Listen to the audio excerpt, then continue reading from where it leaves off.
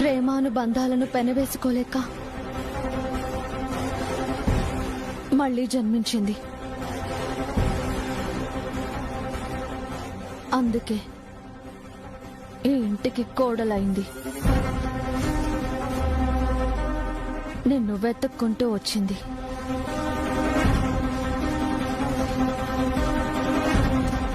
నువ్వేమంటున్నావో నాకేం అర్థం కావట్లేదను. ఇది నమ్మలేని నిజమైనా నమ్మక తప్పదు.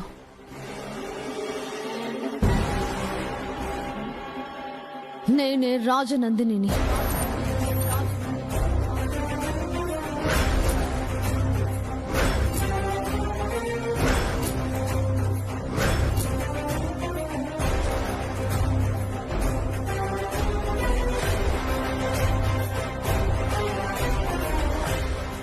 అను, నన్ను తృప్తిపరచడానికే నువ్విలా అంటున్నావు కదూ. నేను అర్థం చేసుకోగలను. నా కోసం నువ్వు ఏది కల్పించి చెప్పక్కర్లేదు. నువ్వు రాజనందని అక్కవి కాకపోయినా అంత ప్రేమ నీలో ఉంది. నాకు అది చాలు. నువ్వు నమ్మడం లేదు కదూ. సరే, నాతో పద. ఎక్కడికను? ఎక్కడైతే నేనే రాజనందిని అనే నిజాన్ని తెలుసు.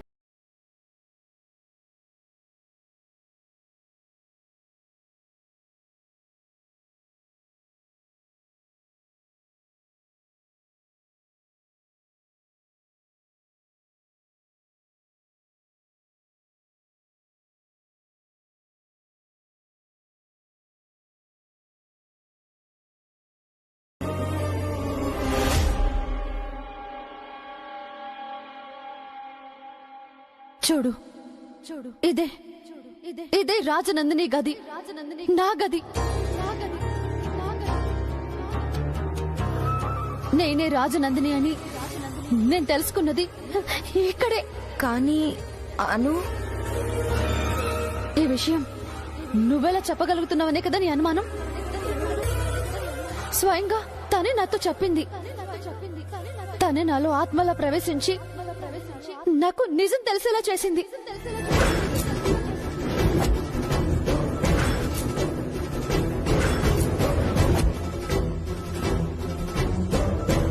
అర్ధాంతరంగా ముగిసిపోయిన తన జీవితం, ఆర్య సార్ మీద తనకున్న ప్రేమ, ఇక్కడ చూడు, ఇవన్నీ నేనెంతో ఇష్టంగా ప్రత్యేకంగా చేయించుకున్నవి.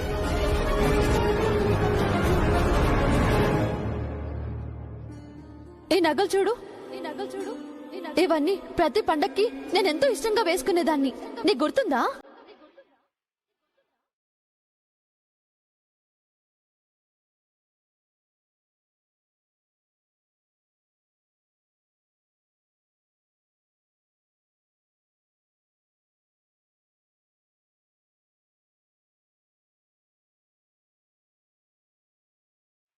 నువ్వే రాజనందినివని నీకు నువ్వే హిప్నటైజ్ చేసుకున్నట్లు బిహేవ్ చేస్తున్నావే. ఇది ట్రాన్స్ లో ఉండగానే నా పని చక్కబెట్టుకోవాలి. నిజమే అను, నువ్వు చెప్తుంటే నాకు ఇప్పుడిప్పుడే నమ్మకం కలుగుతుంది కదా. నేనే రాజనందిని అని నువ్వు నమ్ముతున్నావు కదూ. ఉండు, ఇంకా చూపిస్తాను.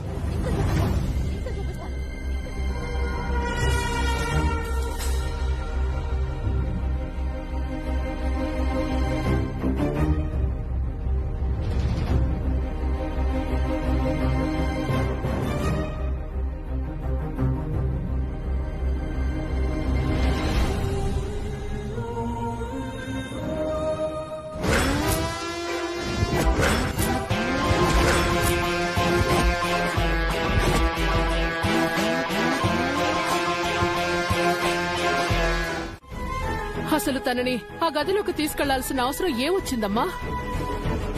ఆ గది ఎంత ప్రత్యేకమో నీకు తెలీదా? అత్తమ్మా, తను నన్ను మోసం చేసి తీసుకెళ్లాల్సిన పరిస్థితి కలిగించింది.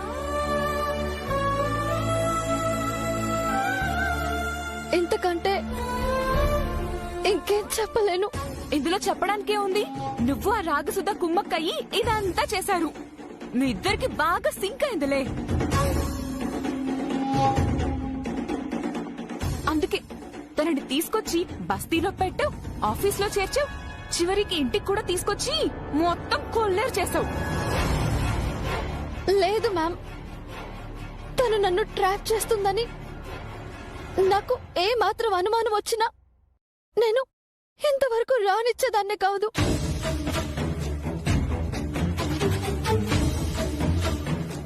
తను నన్ను రాంగ్ గా మోటివేట్ చేసింది. తప్పు చేశాను, చాలా పెద్ద తప్పు చేశాను.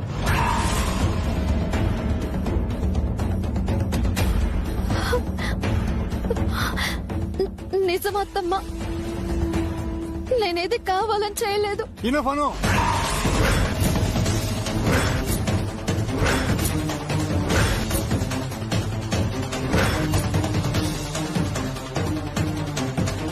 అర్థం పర్థం లేకుండా తోచిన పనులన్నీ చేసేసి అందరినీ రికార్డులో పడేశావు.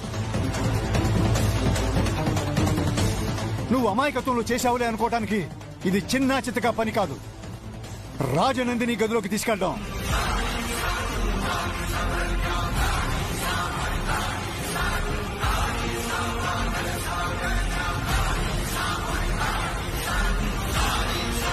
చూశారు కదా, రాగసుధ గారు ఎంతో శోకతప్త హృదయంతో తనకి న్యాయం జరగాలని కోరుకుంటున్నారు. వి హోప్ తనకు న్యాయం జరగాలని ఆశిద్దాం.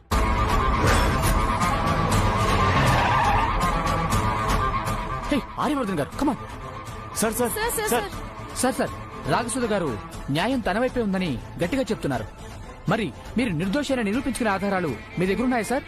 ఎంతో పేరు పలుకుబడి ఉన్న మీరు కూడా కస్టడీలో ఉండాల్సి వచ్చిందంటే మీ మీద ఉన్న ఆరోపణల్లో ఎంతో కొంత నిజముందని నమ్మొచ్చా సార్? సార్, రాగసుధ గారు న్యాయమే గెలుస్తుందని, తన అక్కను చంపిన దోషులకు శిక్ష పడుతుందని నమ్మకంగా చెప్తున్నారు. దీనికి మీరేమంటారు సార్?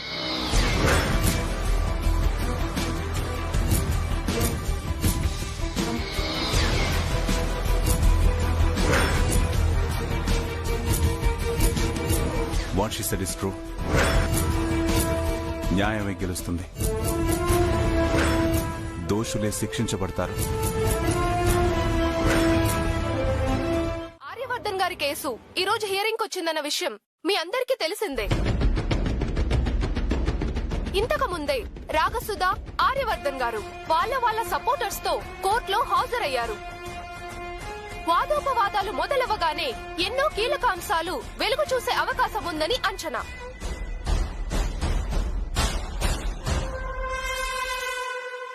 ఈ రోజు జరిగే ఈ ఆర్గ్యుమెంట్ లో ఎవరు గెలుస్తారు, న్యాయం ఎవరి వైపు ఉందని తెలుసుకోవాలనుకుంటే మరి కొద్దిసేపు వేచి చూడాల్సిందే. రాగసుధ గారి దగ్గర ఆల్రెడీ ఆస్తి తనదే అని ప్రూవ్ చేసే డాక్యుమెంట్స్ ఉన్నాయని ఆవిడ తరపు లాయర్ ప్రెస్ కి చెప్పడం జరిగింది. సో రాగసుధ గారు కాన్ఫిడెంట్ గానే కనిపిస్తున్నారు. మరి ఆర్యవర్ధన్ గారు దీన్ని ఎలా డిఫెన్స్ చేస్తారన్నది వేచి చూడాల్సిందే. కానీ కొందరి అంచనాల ప్రకారం ఈ కేసు రాగసుధ గారికే అనుకూలంగా ఉందని వినికిడి. చివరి నిమిషం వరకు ఏం జరుగుతుందో చెప్పలేం. Just wait and watch for new updates.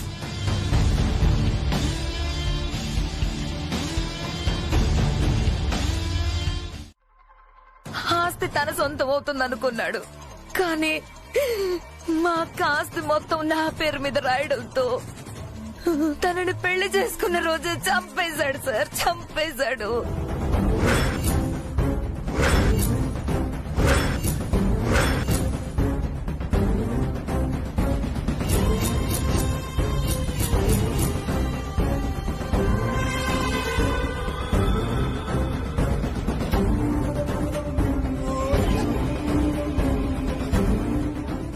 ఆ నేరాన్ని నా మీద రుద్దాలనే ప్రయత్నం కూడా చేయబోయాడు. నేనెదురు తిరగడంతోనే నన్ను కూడా చంపబోయాడు.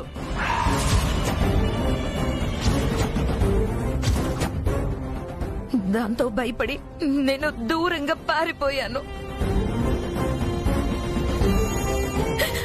ఇన్ని రోజులు ఏదో ఒక రోజు న్యాయం జరుగుతుందనే నమ్మకంతోనే బ్రతుకుతున్నాను.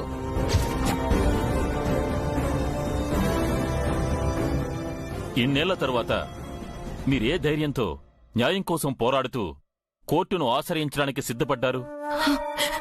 నమ్మకమైన తోడు దొరికిందనే ధైర్యం.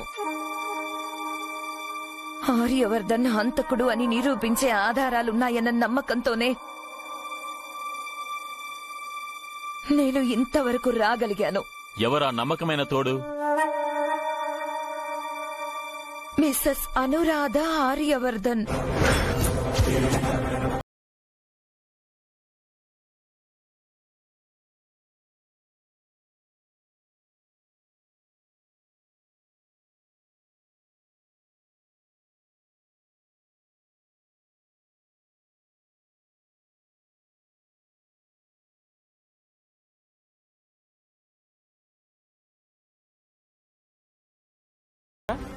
లేదు, తనే నన్ను వెతుక్కుంటూ వచ్చింది. రాజనందిని మరణానికి సంబంధించిన నిజం తెలుసుకునే ప్రయత్నంలో ఉన్నాను అని, అందుకే నా కోసం వచ్చినట్టు చెప్పింది.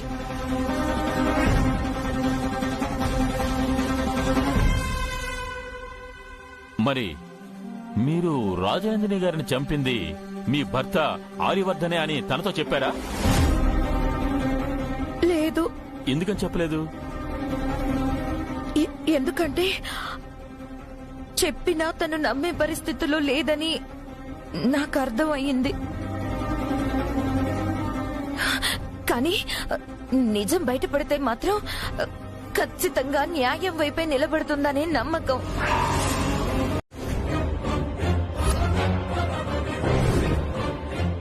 Permission granted. Mrs Anuradha, Mrs Anuradha, Mrs Anuradha.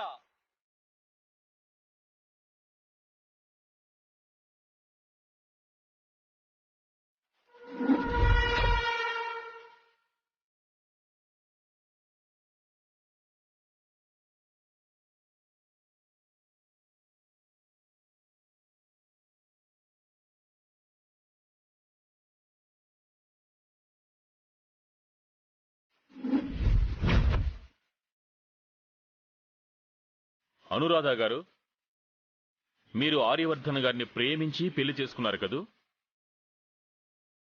అవును. మీకు ఆర్యవర్ధన్ గారికి ఆస్తిలో, అంతస్తులో, ముఖ్యంగా వయసులో చాలా తేడా ఉంది. అయినా సరే అన్నీ యాక్సెప్ట్ చేసి ఎందుకు పెళ్లి చేసుకున్నారు? ఆస్తి కోసమే అనుకోవచ్చా?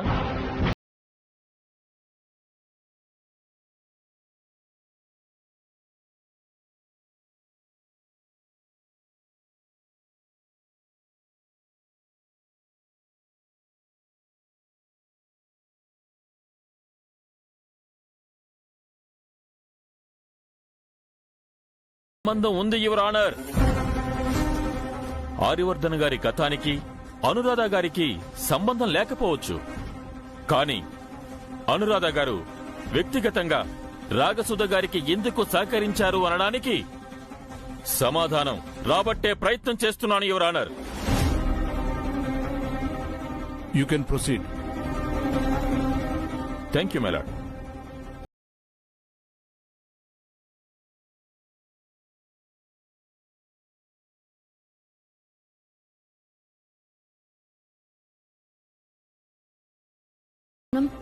మానవత్వం, ఇతరులపై చూపించే అభిమానం, అన్నింటికి మించి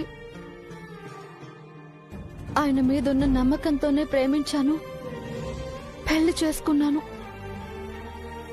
పెళ్లికి ముందే మీకు ఆర్యవర్ధన్ గారి గతం గురించి పూర్తిగా తెలుసా? తెలుసు. ఎలా తెలుసు? ఆయనే చెప్పారు. ఏమని?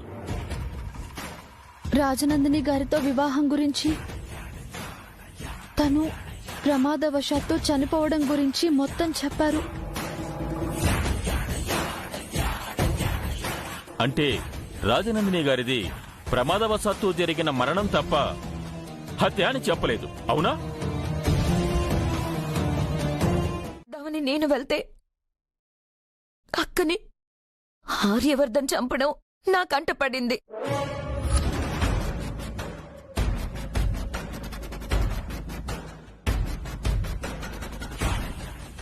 నేనక్కడున్నానని తెలియక తన అనుచరులతో ఆ నేరాన్ని నా మీదకి నెట్టాలని ప్లాన్ చేస్తుండగా నేను వినేశాను.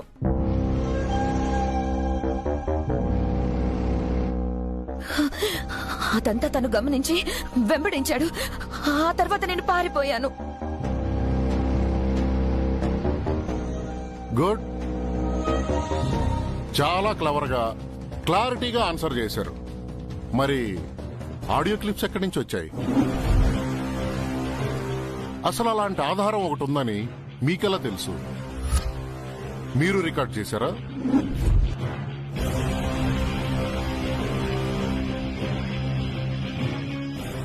అవును అంటే కాపాడకుండా ఎందుకు రికార్డ్ చేశావు అంటాడు. కాదు అంటే ఎక్కడికి అంటాడు.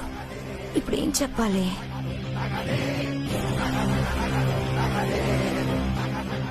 ఆర్యవర్ధన్ మనుషుల్లోనే ఒక అతను నాకు ఆ సాక్ష్యాన్ని అమ్మేశాడు.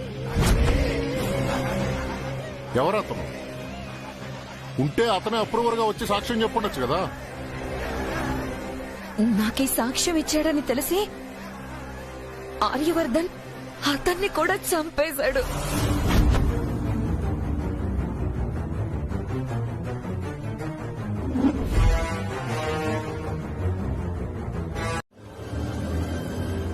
Is it? మరి ఎన్ని సంవత్సరాలుగా ఆడియో క్లిప్స్ మీ దగ్గరే ఉంచుకొని మళ్ళీ ఏ ఆధారం కోసం ఆఫీసులో సుధా రాజ్పుత్ గెటప్ లో చేరారు?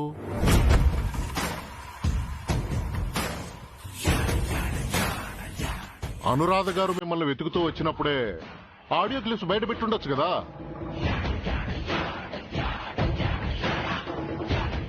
అది అతను ఆ సాక్ష్యం నాకు అమ్ముతానని డబ్బులు డిమాండ్ చేశాడు. నేను డబ్బు ఏర్పాటు చేసుకుని చేతిలోకి తీసుకునే లోపే అతన్ని ఆర్యవర్ధన్ హత్య చేసేశాడు.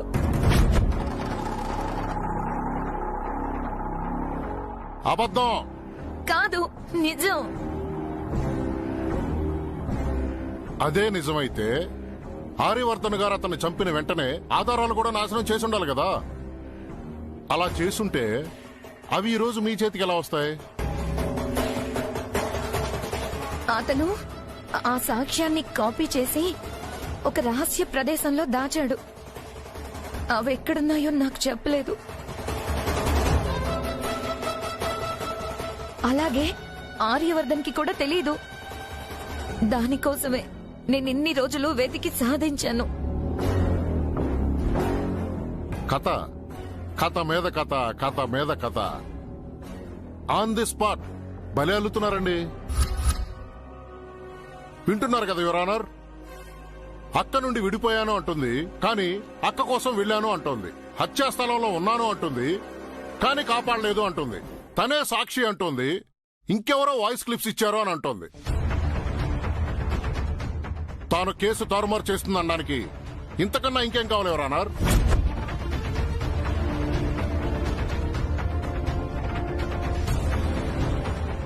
నిజానికి జరిగింది ఏంటంటే ఆర్యవర్ధన్ గారు రాజనందిని గారిని పెళ్లి చేసుకోవడం తనకి ఇష్టం లేదు. ఆస్తి మొత్తం తనకే కావాలనుకుంది. ఆ పెళ్లితో ఆస్తి ఆర్యవర్ధన్ గారి హక్కు అవుతుందని అక్కని చంపి నిందని ఆర్యవర్ధన్ గారి మీదకి నెట్టేసే ప్రయత్నం చేసింది. స్టిల్ చేస్తూనే ఉంది.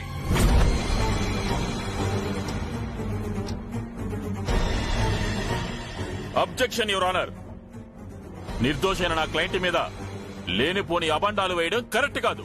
డిఫెన్స్ వారు హత్యాస్థలంలోనే ఉన్నట్టు చూసినట్టుగానే చెప్తున్నారు.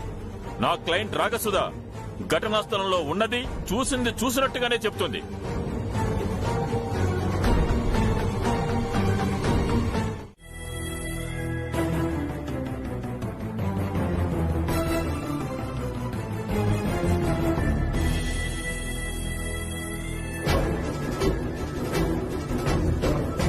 నువ్వు నన్ను అక్క అని మా అక్కే మళ్ళీ నీలా పుట్టిందని తెలిసిన తర్వాత కూడా నిన్నలా పిలవకుండా ఎలా ఉండగలను? అందరూ ఉన్నప్పుడు నిన్నెలాగూ పిలవలేను. ఎవ్వరూ లేనప్పుడైనా నిన్ను మనసారా అక్క అని పిలుచుకుంటాను.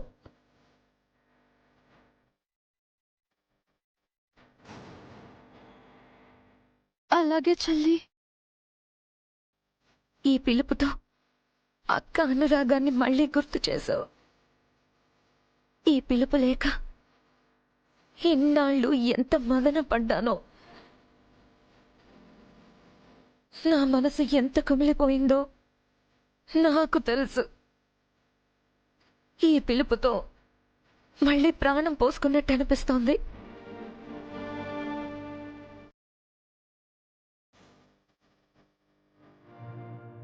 అన్నట్టు వచ్చిన విషయం మర్చిపోయాను. ఇదిగో ఈ డాక్యుమెంట్స్ మీద నీ సంతకం కావాలను. ఏంటిది? నువ్వు నందిని టెక్స్టైల్స్ చైర్మన్ గా బాధ్యతలు తీసుకున్న మొదటి రోజు రాజనందిని పేరుతో ఆర్ఎన్ ట్రస్ట్ ఏర్పాటు చేశారు.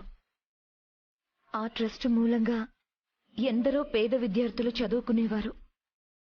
ఎంతో మంది వృద్ధులు, అనాథలు ఆశ్రయం పొందిన వాళ్లే. అంతేకాదు, మన పూర్వీకులు కట్టించిన దేవాలయాల పూజా కార్యక్రమాలన్నీ ఆ ట్రస్ట్ మూలంగానే జరిగేవి. వాటన్నిటినీ ట్రస్ట్ అధికారిగా నేనే చూసుకునేదాన్ని.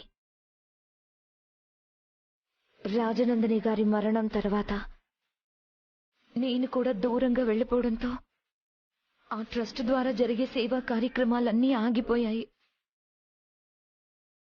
మా అక్క నీలా తిరిగొచ్చినట్టే ఆ ట్రస్ట్ ద్వారా జరిగే కార్యక్రమాలు కూడా మళ్ళీ తిరిగి ప్రారంభం కావాలి.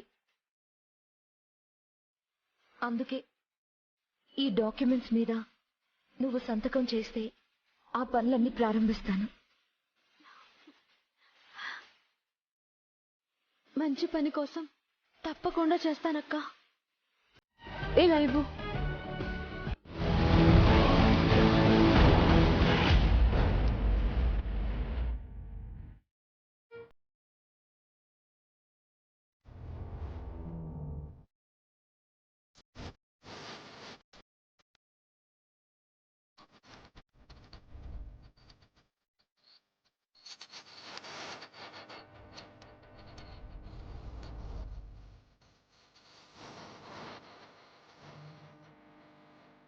These documents are clear. Rajanandini గారి ఆస్తి రాగసుధకే చెందుతుందని ఈ డాక్యుమెంట్స్ లో చాలా క్లియర్ గా ఉంది.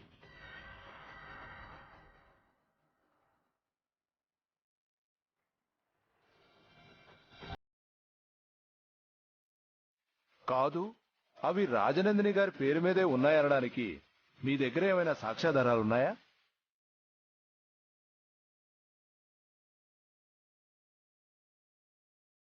యువర్ ఆనర్, యాక్చువల్లీ డాక్యుమెంట్స్ ఉన్నాయి, బట్ వాటిని మేము ఈ రోజు కోర్టులో సబ్మిట్ చేయలేకపోయాం. ఏ మంచి రోజు కాదనా, లేక ముహూర్తం బాగోలేదనా? Sorry to interrupt your honour. ఆ డాక్యుమెంట్స్ మిస్ అయ్యాయని ఇందాకే ఆర్యవర్ధన్ గారు డిక్లేర్ చేశారు. సో వాళ్ళ దగ్గర ఆస్తి తమదేనని ప్రూవ్ చేయడానికి ఎలాంటి ఆధారాలు లేవు.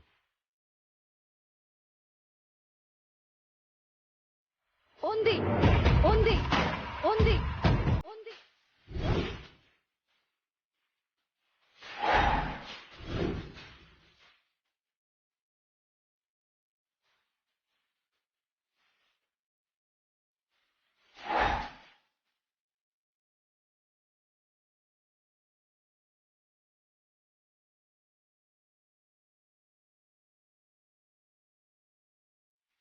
ఆధారం ఉంది.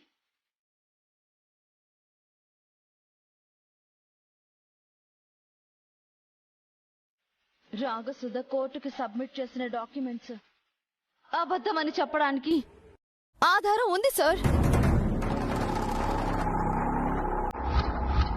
మీరేదైనా చెప్పదలుచుకుంటే ఫోన్లోకి వచ్చి చెప్పండి.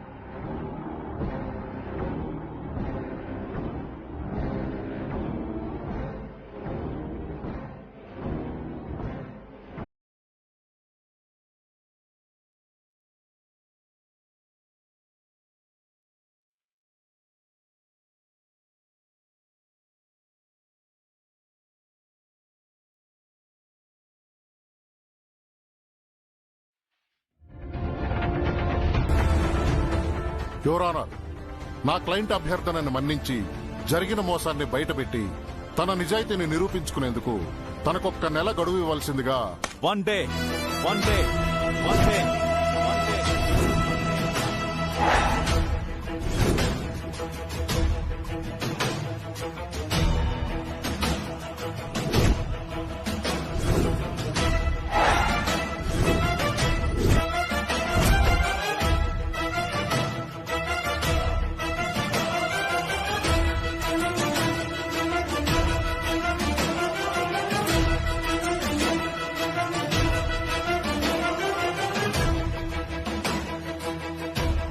ఒకే ఒక్క రోజు. It's more than enough.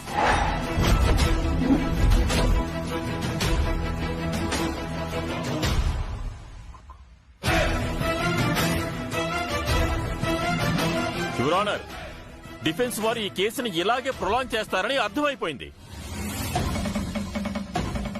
లేదంటే 24 అవర్స్ లో ఏం అద్భుతాలు జరుగుతాయని, వీళ్ళ చేతికి ఆధారాలు వస్తాయి. యువర్ ఆనర్,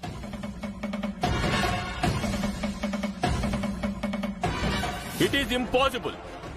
ఈ రోజు ఒక్కరోజు గొడవ అడిగారు, రేపు వారం అడుగుతారు, ఆ తర్వాత నెల అంటారు. ప్రొలాంగ్.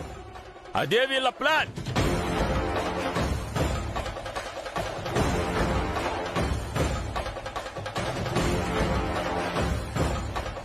ఇరువైపులా చాలా బలమైన వాదనలు జరిగాయని అర్థమవుతోంది.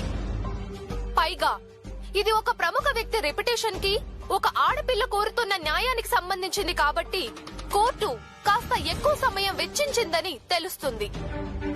ఇప్పుడు ఇరు వర్గాల వాదనలు విన్న జడ్జి గారు ఎవరికి అనుకూలంగా తీర్పు ఇవ్వబోతున్నారన్న ఉత్కంఠ అంతటా నెలకొంది. ఆస్తి పూర్తిగా రాగసుధకే చెందేలా తీర్పు వెలువడే అవకాశం ఉందని వినికిడి. కానీ తను సబ్మిట్ చేసిన డాక్యుమెంట్స్ ఎంతవరకు నిజమనేది పరిశీలన జరుగుతోంది. దాని ప్రకారం జడ్జి గారి తీర్పు ఉండబోతోంది.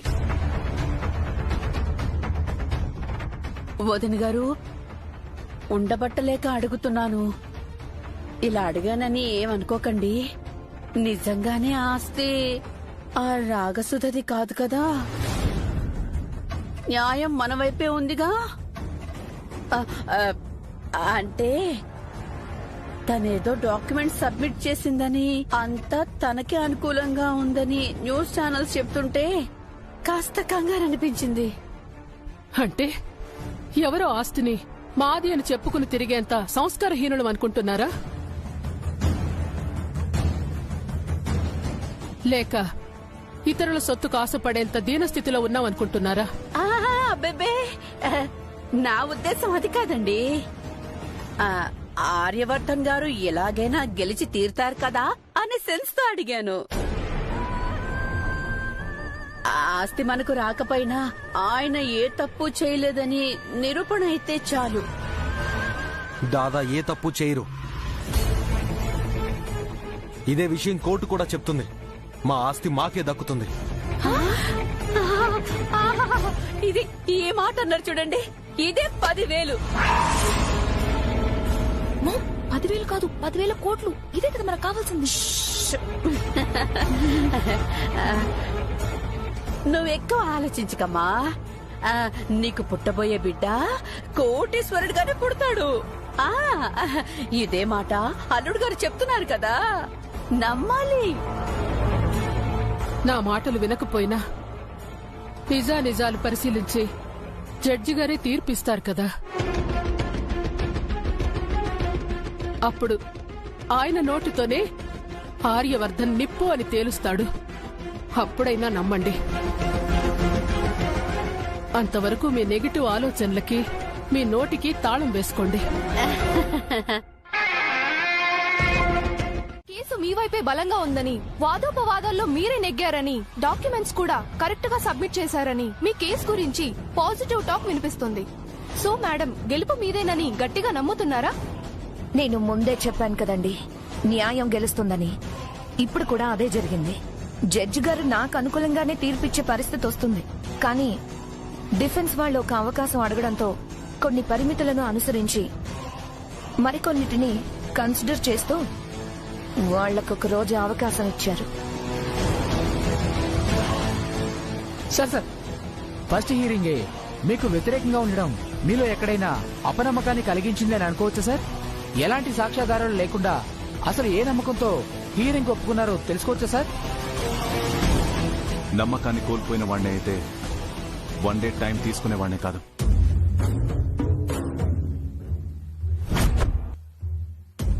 ఇక సాక్ష్యాధారాల సంగతి అంటారా? అవి నిజానికి నిదర్శనాలు మాత్రమే.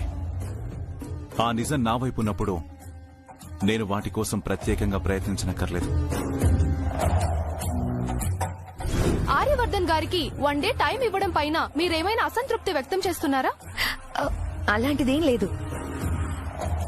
ఈ రోజు నా వైపు రావాల్సిన తీర్పు రేపొస్తుంది, అంతే. ఒక్క రోజులో న్యాయం అన్యాయం అయిపోదు కదా.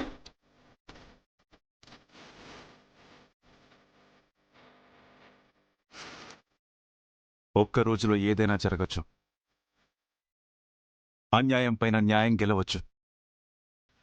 నిజం దానంతటదే బయటికి రావచ్చు. అంటే ఇప్పటికి మీరు మీ తరపునే న్యాయం ఉందని, అదే గెలుస్తుందని నమ్ముతున్నారా సార్? ఎస్, న్యాయమే గెలుస్తుంది. బట్ నాకు అర్థమైన విషయం ఏంటంటే, ఆ న్యాయాన్ని మనమే గెలిపించాలి. గెలిపిస్తాను.